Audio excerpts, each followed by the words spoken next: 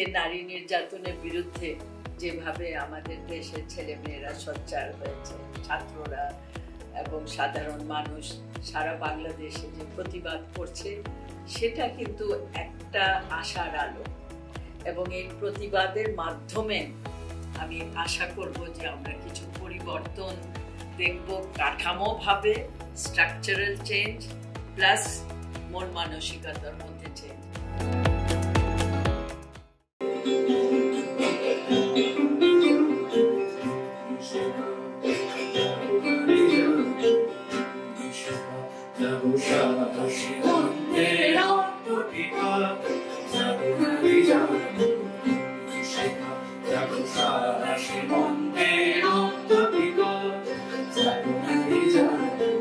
আমাদেরকে একটু রিথিঙ্ক করতে হবে নারীর এই অধিকার এবং নারীর ক্ষমতায়ন নেতৃত্বের জন্য আমরা কিভাবে আরো এগিয়ে নিয়ে যেতে পারি।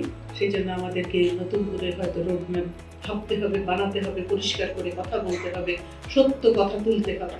এই সত্য কথাটাই আমরা বলতে পারি না, সেটাই আমাদের সবচেয়ে বড় দুর্বলতা। সবাইকে অনেক অনেক ধন্যবাদ। মঞ্চে আমন্ত্রণ জানাচ্ছি শাহিন আপাকে।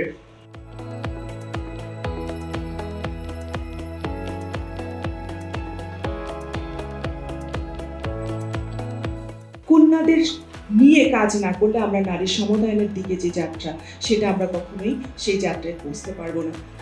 প্ল্যান ইন্টারন্যাশনাল নারীদের, বিশেষ করে কন্যা শিশুদের ক্ষমতায়নের জন্য আমাদের যে বর্তমান কর্মকৌশল, সেখানে নারীদের সক্ষম করে তোলার জন্য এবং আত্মবিশ্বাসী করে তোলার জন্য প্রাথমিক শিক্ষা থেকে একদম তাদের স্কিল, লাইফ স্কিল ডেভেলপমেন্টের জন্য আমরা কাজ করছি।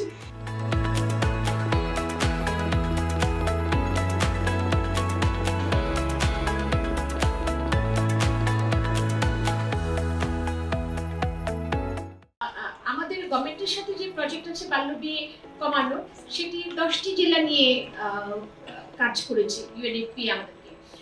এরপরে হয়তো এই বছরে আমরা আরো 5টি জেলায় কাজ করব। মাত্র 15টি জেলা তো এনাফ না, 64টি জেলা, এবং সেই সাথে আমাদের এত গ্রাম, 87,000-এর উপরে আমাদের গ্রাম। তো আমরা সব জায়গায় কাজ করতে গেলে আসলে আমাদের সবাইকে নিয়ে একসাথে কাজ করতে হবে। বাংলাদেশ এখন একটা খুবই একটা ইন্টারেস্টিং একটা জায়গায় আছে, যেখানে পরিবর্তন, সামনে একটা ইলেকশন হতে পারে, বাংলাদেশ কি রূপ নিবে, সব কিছু নির্ভর করছে আমরা আমাদেরকে কিভাবে পজিশন করি এই বর্তমান চ্যালেঞ্জে। সবাইকে ধন্যবাদ জানাচ্ছি, আবার আন্তর্জাতিক নারী দিবসে সবাইকে শুভেচ্ছা। ধন্যবাদ।